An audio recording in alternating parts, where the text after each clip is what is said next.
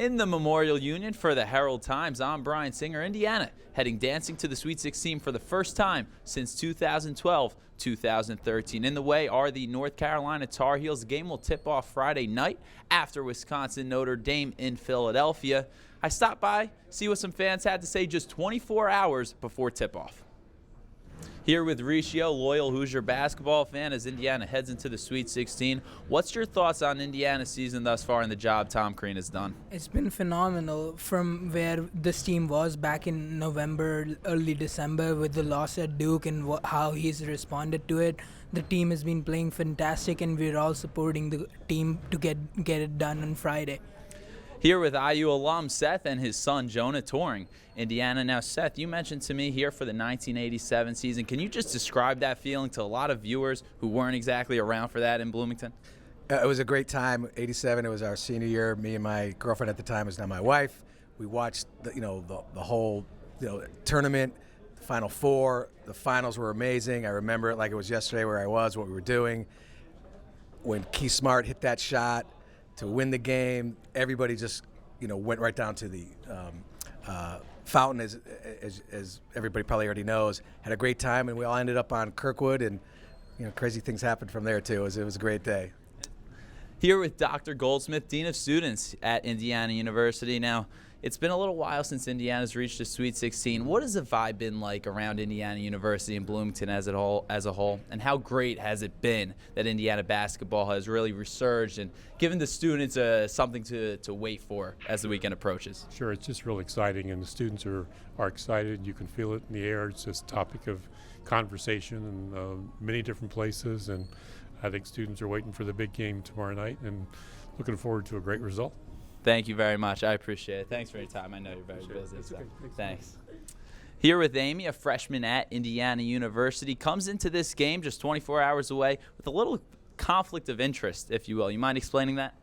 Well, my family, we're a huge IU family. My dad went to IU. My older sister's here. I'm pretty sure my grandpa went here. And then I have cousins who are from Chapel Hill, huge UNC, huge Tar Heels fans. So it's kind of a family divided. So what will be your take with Friday's game? How will you react going along with your family? Are you rooting for Indiana, UNC? Where does your blood lie? Obviously, my blood lies with cream and crimson. I'm here because, IU's just the culture of everything. And, IU basketball, you can't buy it. You can't not buy into the hype. I respect UNC and the Tar Heels, but obviously I'm a Hoosier at heart. Here with Alan, a Hoosier fan for a long time. Can you just assess IU basketball and the job that Tom Crean has done this year? He's done a heck of a good job. He's won a lot of good games.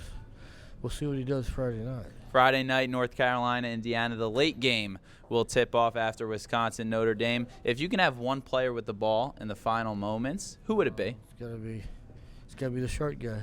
You know that. It's gotta be him, no one else. Yogi Ferrell, the Indiana native, has dreamt of being in these moments, if you will. So where are you going to be watching the game Friday night? Probably at a friend's house at 10 o'clock, but that's gonna be late 10 o'clock. It's gonna be tough, ain't it? Here with 11-year-old Hoosier fan Luke. Been looking forward to this basketball game for a while. Can you just talk about the season and how Tom Crean has done coaching this year? I think he's done okay. Sometimes my dad doesn't like his coaching jobs, but I think he did good. So if one player could have the ball in the final moments for Indiana, who do you give the ball to for that final shot? Troy Williams. Over Yogi Ferrell? Yeah. I like that's an interesting one. Where are you going to be watching the game Friday night, and what are you hoping for? Who will you be watching with? Well, I'm going to be in Michigan, and I'm going to be watching with my family. Family, including an IU alum, hoping for a Hoosier win Friday, Indiana versus North Carolina. Here with Luke, just 4 years old, but he promises me in about 10, 15 years he'll be getting recruited by Tom Crean. Luke, big IU basketball fan? I really live in soccer, but I'm on vacation now. So are we rooting for Indiana or North Carolina tomorrow?